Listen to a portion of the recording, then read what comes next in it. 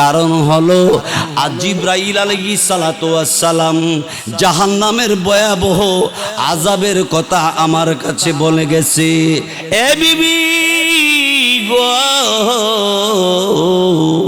ওই জাহান্নামের আগুন আমার উম্মতে সইতে পারবে না, আমার উম্মতে ওই জাহান্নামের আগুন বরদাস্ত করতে পারবে না। নবীজি সিজদায় পড়ে কান্দে আর বলে, আল্লাহুম্মা রব্বি উম্মতি, ওগো আল্লাহ আমার গুনাহগার উম্মতকে মাফ করে দেন। নবীজি কান্দে। আবু বকর সিদ্দিক রাদিয়াল্লাহু তাআলা তিনি ঘরের দরওয়াজার সামনে দাঁড়ায়া ডাক দিলেন, ওগো নবীজি আমি আপনার আবু বকর, ঘরের দরওয়াজাটা খুলে দেন, আমি আবু বকর আপনার ঘরে আসব। আপনি কেন কান্দেন? কে দুঃখ দিল আপনাকে? নবীজি ঘরের দরওয়াজাটা খুলে না। আমার আপনার নবী রাহমাতুল লিল আলামিন চোখের পানি ছেড়ে ছেড়ে কান্দে। বাহিরে দাঁড়ায়া দাঁড়ায়া আবু বকর সিদ্দিক রাদিয়াল্লাহু তাআলা তিনি চোখের পানি দাঁড়ায় দাঁড়ায় কান্দে। আল্লাহর নবীর কান্না শুনে আবু বকর সহ্য করতে পারে না। কিছুক্ষণ পরে ওমর ফারুক রাদিয়াল্লাহু তাআলা তিনি এসে ডাক দিয়ে বললেন, কি গো নবীজি, আমি ওমর আমার জিন্দেগীর ভিতরে যত নেক কামাই করলাম সব নেক আমি আপনার উম্মতকে বন্টন করে দিয়ে দিলাম, আপনি আর কাঁদতে হবে না। নবীজি ঘরের দরওয়াজাটা খুলে না। আমার ভাইরা বন্ধুরা আমার সব সাহাবীরা নবীর ঘরের দরজার সামনে দাঁড়াইয়া একজনকে আর একজন ধরে ধরে কান্দে আর বলে, নবীজি ঘরের দরজাটা খুলে না। নবীর কান্না সাহাবীরা শুনতে পারে না। সব সাহাবীরা চোখের পানি ছেড়ে ছেড়ে যখন কান্দে, সাহাবীরা আলী রাদিয়াল্লাহু তাআলা আনহুকে ডাক দিয়ে বললেন, আলী যাও যাও যাও, নবীর মেয়ে ফাতেমারে নিয়ে আসো, হাসান হুসাইন রে নিয়ে আসো।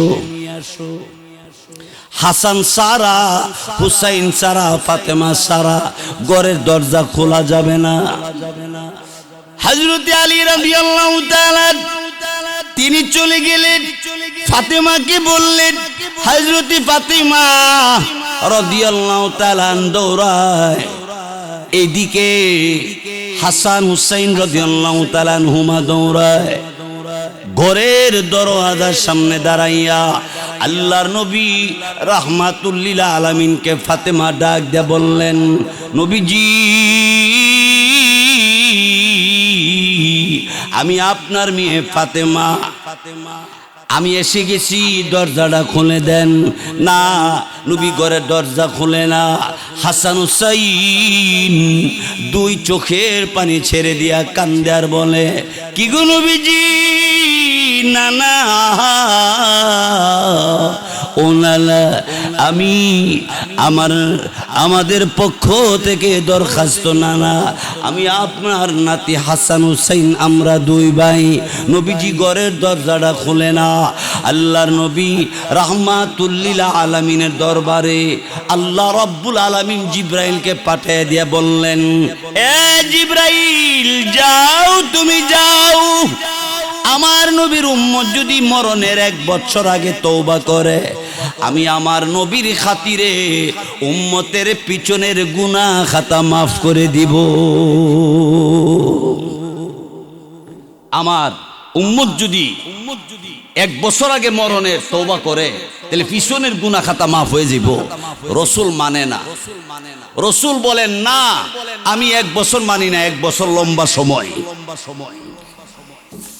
এবার জিবরাইলকে আল্লাহ বললেন, কিরে জিবরাইল, আমার নবীকে বলো নবী যেন আর না কান্দে। নবীর চোখের পানি আমি আল্লাহ রাব্বুল আলামিনের কাছে মঞ্জুর হয়ে গেছে। নবীকে বলো, নবীর উম্মত যদি মরণের 6 মাস আগে তওবা করে, আমি আল্লাহ রাব্বুল আলামিন তার পেছনের গুনাহ খাতা আমি আল্লাহ মাফ করে দিব।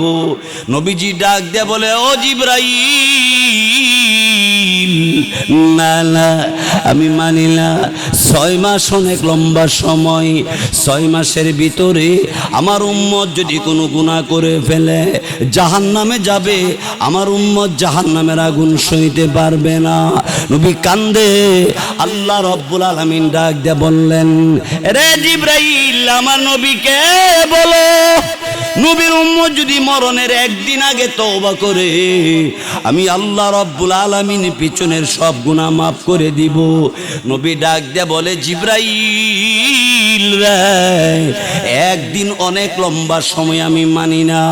আল্লাহ তখন ডাক দিয়ে বললেন, ওগো আমার হাবিব, আপনি আর কাঁদতে হবে না। জান আপনার খাতিরে আমি আল্লাহ এতটুকু সুযোগ দিলাম, আপনার উম্মত যদি মরণের আগ মুহূর্তেও যদি তওবা করতে পারে আমি আল্লাহ তার পেছনের গুনাহ খাতা মাফ করে দিব।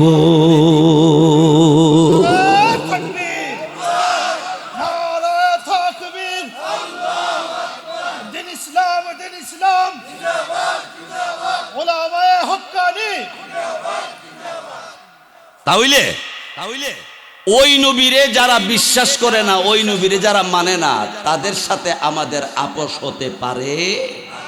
আর একটু জোরে কোন আল্লামা পীরে কামেল শাহ সলিমুল্লাহ খাদেম পাহাড়পুরি সাহেব, আমার অনেক শ্রদ্ধাভাজন ব্যক্তিত্ব, তিনি আমাদের মাঝে উপস্থিত হয়েছে। আমি আপনাদের সামনে যে আয়াত পড়ছি, আয়াতের বাকি কথাগুলো বলার আর সময় নাই, রাতও হয়ে গেছে গা, আর এদিকে হযরত আয়েশা পড়ছে। আমার শেষ কথার এক কথা হইল, আমরা আল্লাহ কয়জন? একজন নেই। আচ্ছা, আর শেষ নবী, শ্রেষ্ঠ নবীর নাম কি? মুহাম্মাদুর। 3 নম্বর কথা ছিল কিয়ামত আল্লাহ কায়েম করব। কিয়ামত আল্লাহ কায়েম করব নি, এর উপর বিশ্বাস রাখার দরকার আছে না নাই? এই 3 কথা বিশ্বাস যারা করে না, 3 কথার একটা কথা যারা বিশ্বাস করবে না, ফা ইন্নাল জাহিমা হিয়াল মাওয়া, তার ঠিকানা জাহান্নামে। আর পরের আয়াতের অর্থটা বলি, ওয়া আম্মা মান খাফা মাকামা রাব্বিহি ওয়া নাহান নাফসা আনিল হাওয়া ফা ইন্নাল জান্নাতা হিয়াল মাওয়া। যারা আল্লাহকে ভয় করে কাঁদবে, যারা আল্লাহরে ডরাইবো এবং ওয়ানাহান নাফসা আনিল হাওয়া, মনে যা চা তা করে না, মনে চায় আরেক বেড়ার ক্ষেতের কাঁচা মরিচটা ফাইরা, কাঁচা মরিচ ফাইরা আরেক বেড়ার বাইগন আইনা সালাদ বানায় খার কোকি, খুব প্রথম বৎসরের শুরু ভালোই লাগতেছে, খাইতাছে। মুসলমান আরেক বেড়ার জায়গা দখল করে খাইতেছে, ভালোই লাগতেছে না মুসলমান? কিয়ামতের দিবসে আল্লাহর কাছে জবাব দিতে হবে। মনে যা চাইবো তা না, মনে কিছু চাইলে হক্কানি আলেমকে জিজ্ঞাসা করবেন, হুজুর আমার মনে এটা চায়, আমি কি এটা করব না কি করব না? হক্কানি আলেম যদি রায় দেয় তাহলে করবেন, না হয় বাদ। জোরে বলুন ঠিক কিনা? এই জন্য আমি আমার পর্দানিশীন মা বোনদেরকে বলবো এবং যুবক ভাইরা মুরব্বীরা সবাইকে বলবো, সবাই 5 ওয়াক্ত নামাজ পড়বেন, আব্বা আম্মার খেদমত করবেন, হক্কানি আল্লাহওয়ালাদের সাথে মহব্বত রাখবেন, মসজিদ মাদ্রাসার সাথে সম্পর্ক রাখবেন এবং নায়েবে নবী উলামায়ে কেরামের সাথে সম্পর্ক রাখবেন, মহব্বত রাখবেন। কুন আলিমান আও মুতাআল্লিমান আও মুস্তামিআন আও মুহিব্বান। রাসূল বলেন 4টা গুণের একটা গুণও যদি তোমার মধ্যে পাওয়া যায় আল্লাহ তোমার জান্নাত দিয়ে দিবেন।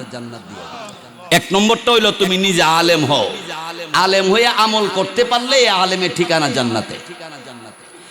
আলেম হইতে পারছে না, আলেমের ছাত্র হইছে, ছাত্র অবস্থা মারা গেছে, জান্নাতে। এই জন্য যারা বুড়ো হয়ে গেছি গা, এই মিয়া 120 বছর বয়সে সাহাবীরা কোরআন শিখছে। সালমান ফার্সি রাদিয়াল্লাহু তাআলা 120 বছর বয়স কোরআন শরীফ শিখছে। আর তুমি আর আমি 26 বছর বয়স হয়েছে, কোন ওহন আর কোরআন শরীফ পড়ার সময় কই, এখন বলার সময় নাই। না, তুমি শিখো, চেষ্টা করো। আও মুস্তামিআন, রাসূল বলেন আলেম ওলামা বয়ান করলে এই বয়ান শূন্য যদি আমল করো তুমি জান্নাতি। হুজুর তাও যদি না পারি, রাসূল বলেন আও মুহিব্বান, তুমি যদি আলেম ওলামাকে কোরআন হাদিসকে মহব্বত করো, এই মহব্বতের খাতিরে তোমার আল্লাহ জান্নাত দিয়ে দিবে। আল্লাহ আমাদের সবাইরে তৌফিক দান করুক, বলেন আমিন। যদি হায়াতে বাঁচি আল্লাহ তৌফিক দান করে এই বিরামপুর আবারও আপনাদের এখানে আছে। ও এই মাসের 16 তারিখ বিরামপুর উত্তরপাড়া হাফিজিয়া মাদ্রাসার মধ্যে মাহফিল, আমি এখানে বয়ান করব। আপনাদের সবার দাওয়াত রইল, আলোচনা হবে, আর ওলামায়ে কেরাম থাকবে বিরামপুর উত্তরপাড়া হাফিজিয়া মাদ্রাসার ময়দানে। আজকে